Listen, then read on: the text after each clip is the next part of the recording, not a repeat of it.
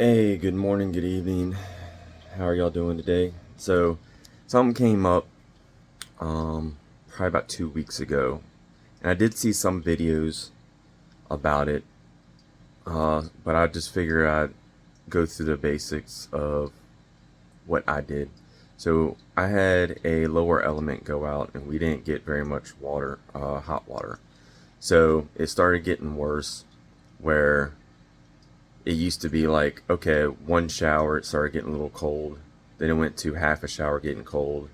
And then it was basically not warm at all. So went downstairs to my water heater, which is right here. So I have a box one here, whatever, that has different flashes. It tells you on the top there. So it said my lower element was out or bad. So I've got a Whirlpool to get the elements or whatever.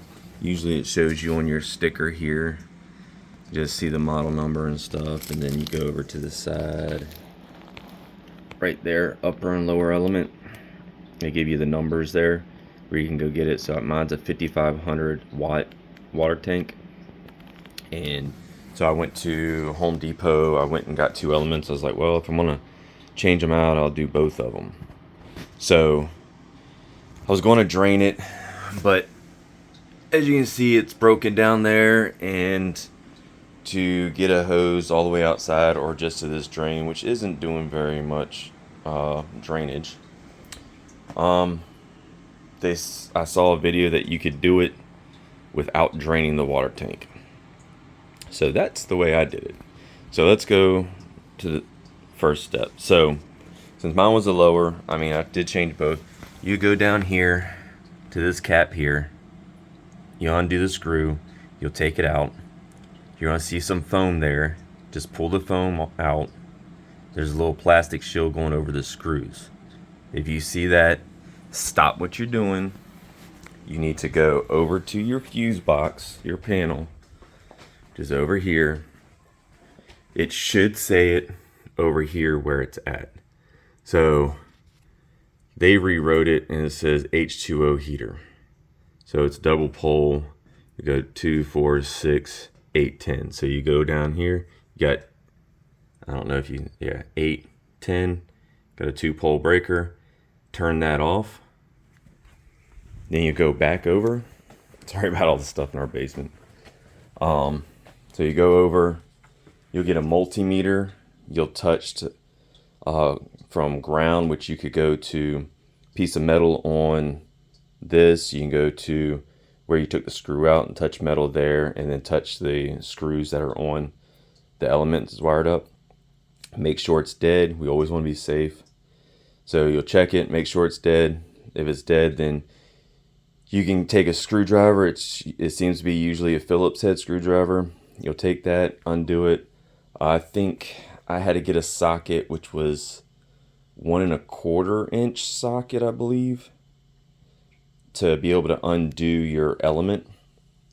And when you undo it, water is going to come out, so you have to have the other one ready. When you loosen it up, pull it out real fast, put the other one in, and then tighten it up. It should be good. Now, when I finished that, I put the wires back on the way they were that I took them off. If you need to, use your phone, take pictures of where they were placed and stuff. It probably doesn't matter, but just so you have an idea how everything was. Now, the top one here, that's a little bit different. Since the top one was good, there was more pressure up there since I didn't drain my tank. So when I went to undo that, it shot the electrode out, or element out, and it was more of a hot water. So that you need to be a little more careful of if you're doing it that way, if you're not draining your tank. But it's the same process. Make sure it's dead just to verify. Take the wires off. Use the socket, undo it, pull it out real quick. Have the other one ready to slam in there. As soon as you take it out, you can probably just yank it straight out and let it drop on the floor so you can put the other one in. And then tighten that up and put the wires back on. Close everything up, and then go back over to your panel. And when you go over to your panel, just turn it back on, and when you turn it back on, everything should be good. If you want to, you can check to make sure there's power there, but if you have like a box on top like mine, it'll show a green light saying that it's hot. But before I started doing the electrodes as well, I did turn on the water upstairs after I turned the power off to let the pressure off of it some. That might help as well. So turn your power off, turn your water off or whatever, and open your spigots or whatever on your sinks and let them just run. And now it needs to be the hot water. If you put on cold water is still going through. But anywho, that's kind of what I did.